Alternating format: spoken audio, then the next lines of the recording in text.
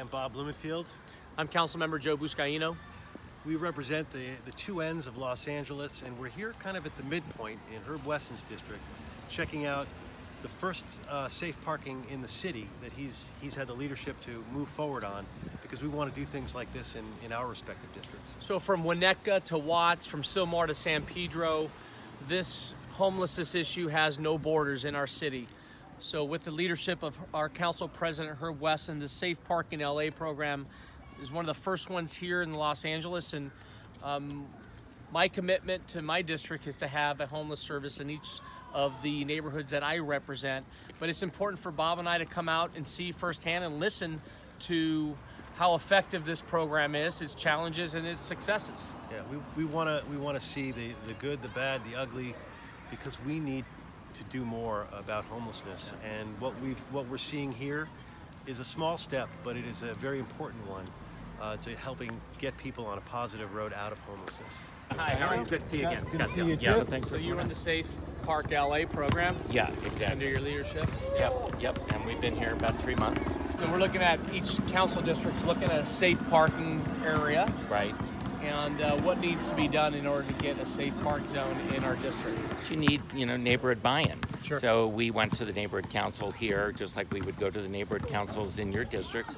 No different. Get the neighbors involved, et cetera, and get buy-in from everybody. We want everybody on board. We want the county to know, the police department to know. We want everybody to know. And how did it work with this particular lot? So we approached them, and over a few month period of time, through their leadership, they went to their vestry, they went to their congregation, we went to the neighborhood council, we went to Olympic Division PD, and after a few month period of time, we put the deal together with a memorandum of understanding, who's going to do what, with the case management. All of those pieces have to come So together. you don't have people picketing out front here, you don't have marches going down Normandy, and I see you're on a church lot, youth programming, right adjacent to residential, both on each side, Bob, and also across the street. How did you manage? You Preschool, had a preschool? elementary school.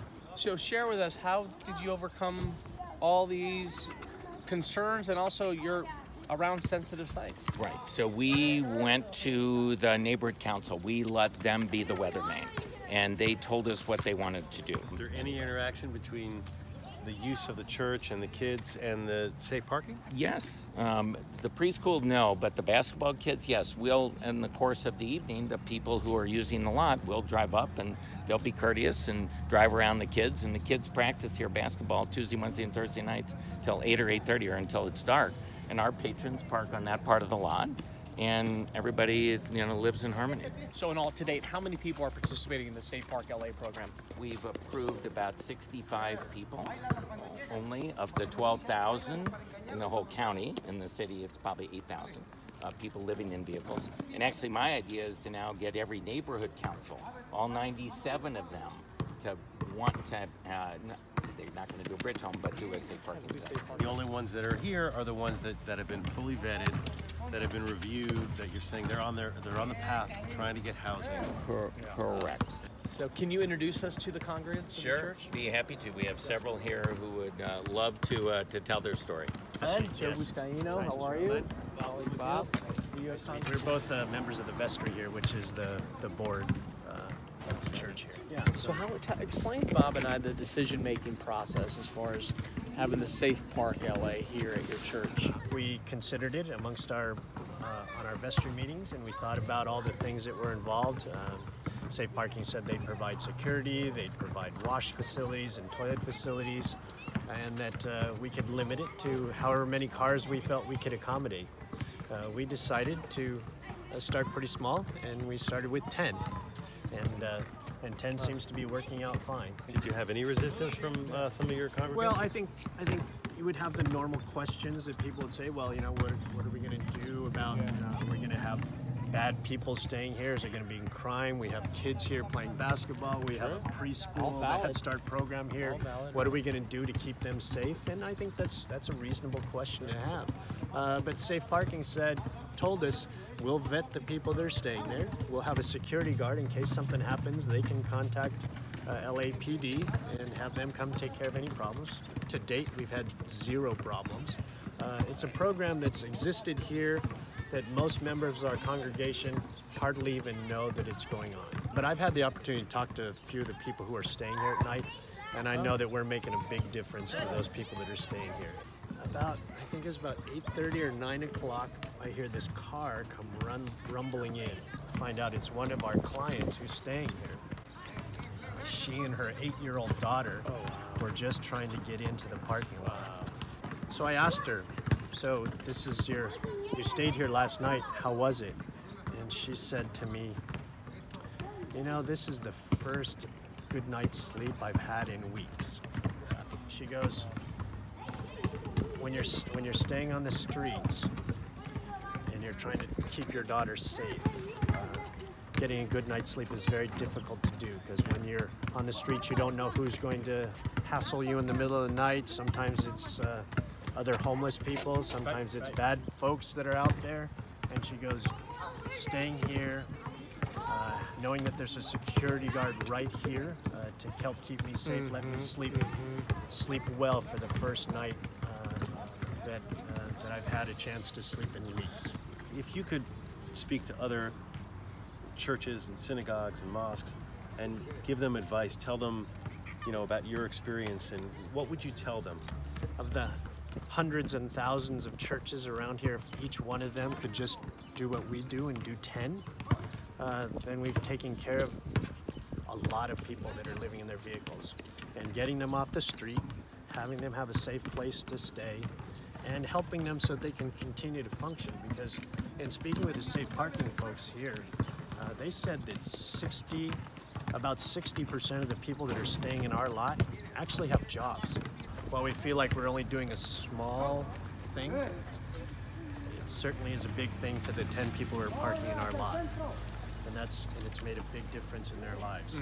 There's one fascinating, Scott. We just had one of your clients just pull up into her parking space with kids playing basketball here on the church lot. Right. Yeah, we believe in cohabitation. So it is possible. Yeah, it's totally possible. With the preschool, with the kids playing basketball, with the band kids upstairs, and our patrons here, it's all very doable. Yeah. And that's all part of the vetting process, too. Yeah, I mean, it's important that we know who she is and where she comes from and why she wants to be here. And she'll be happy to tell you her story herself. Yeah. Let's go meet her. Angela, are you ready How to are say you? hello? Oh, sure I am. Joe Hi. Buscaino, Angela. What an appropriate name, the City of Angels. That's right. My colleague, Bob Councilmember Blumenfield. Bob Blumenfield. Nice to meet you. So you're okay with this, sharing your story with No, the absolutely, city? absolutely. Tell us, why do you come here? I come here because, so I've been homeless since January 2017 because of domestic abuse. I decided when I was ready to make sure I was safe that somehow I would call some kind of organization and help me out. So my sister said, try a church.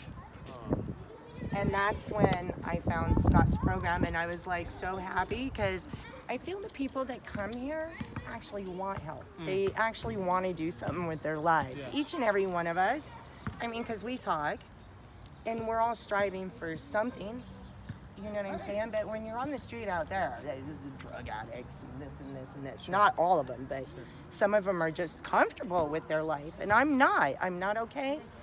I own my own business. I'll be damned if So what do you anybody's do? going to take me down. I'm a dog trainer. All right, so what's the name of your Venice company? Beach's own dog whisperer. Nice All to right, meet there you. you go, nice. And I see your dog is well behaved right here. Absolutely. I mean, it's hard because of him, but I'm not giving him up. We hear that a lot. Yeah, especially I with know. the One lady supportive tried to housing. tell me in a shelter, you need to you need to figure out your situation. I said, I'm not giving up my dog. So do you feel comfortable sleeping here? Oh, I love it. And how about the other 9 folks who pull up here at night? They're awesome. Yeah. If safe parking did provide you a spot here, where would you be tonight? I would be trying to find a spot where the cops can't get me and there's no drug addicts and parties going on. Prostitution, you know what I mean? Yeah, absolutely. Most likely in the residential It's scary, yeah, but then you get tickets for that.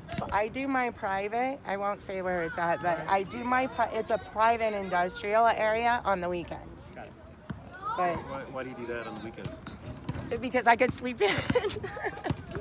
That's I'm legitimate. sorry. That's you know what? That's real though. I mean, and some. I mean, it's hard being homeless. I mean, you're constantly, whether you're on foot or in car, you're constantly doing something. You know what I'm saying? And here you've got to be out by 6 a.m., right? Right. And so what do you? So it keeps me scheduled and focused. Do you feel safe with the security on site? Yes. I can't even tell you. I'm getting chills talking about it. How safe I feel here. Because you know And I'm your gonna- abuser's, I'm gonna you know your cry. abuser's not going to come on the Come here. line. Come on. Right? I mean, I feel really blessed. Hey, girl. How you doing this Oh, that's so good. Oh. I'm Bob. Mindy, nice Then you to have meet Joe you. Buscaino. We're both council members. And this is Joe. Joe, okay. Our names. You got Joe and Bob. Joe and Bob. So how's this work for you? Okay, there's nothing more peaceful than going to sleep to the sound of children playing. It's, you know, like when you hear kids playing, you know that things are okay. You know that things are Right. safe and you know things are good. And yeah, it's been a great program. I found that, you know, there's a lot of problems with parking, just any random places. You know, it's hard to find parking. Right. And I didn't want to be in violation. How did it end up that you needed to be in that situation where you needed safe parking? Okay, so I work in TV and film, and of course when the production ended, my work ended, and I had problems finding more work after that. Have there been any folks here that have creeped you out or something? No. No, not at all. I never feel like uncomfortable here. No, and everybody minds their own business, and everybody's polite, and everybody's peaceful, and like the wall right here, it kind of like, this is like a good indicator of how it feels around here. Yeah. Exactly. I imagine though, even though this is a great environment in that sense, you're still sleeping in a car. I mean, that's got to be freezing at night sometimes. Oh, and very it's rough. And you get up. Oh God, I get it. You see me. I'm Look like at each sometimes going. Good. We're like, good morning. Is it a struggle to find, 3 hot meals a day or 3 meals a day? Well, I'm pretty resourceful, so I do cook things like rice or beans. Those are inexpensive items to cook. And I do eat pretty good because lack of refrigeration. I'm eating whole foods that are, like a lot You of got fruits your and fruits. vegetables. A lot of fruits in there. You know, everybody, I think perceives homeless people as being like bums or whatever, but just trying to figure out how to survive. The day-to-day struggles, like where to shower, where to stay cool, where to get warm, right? water, yeah. What's your message, both of you, to community members, residents who are maybe hesitant to accept these types of homeless services in their own neighborhood? It's an understandable thing because Yeah. when you're talking about people with mental health issues, if you have children around, you do want to know who your neighbors are. And I guess that's one positive thing about Safe Park. We're somewhat vetted to become, come in here and park. Right. And the security really helps. Well, I haven't seen any problems. So we're almost like we self-regulate, but having security around also Right. helps, I guess, prevent any bad behaviors. Sure.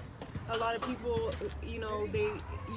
they haven't experienced any type of adversity, so they don't Traumas or understand. adversity. Yeah, they figure Right. you must be bad if you're homeless. You guys are great. Thank We you for really getting us appreciate out it. there Thank for you. Appreciate you sure. share your story. Thank you. Yes, absolutely.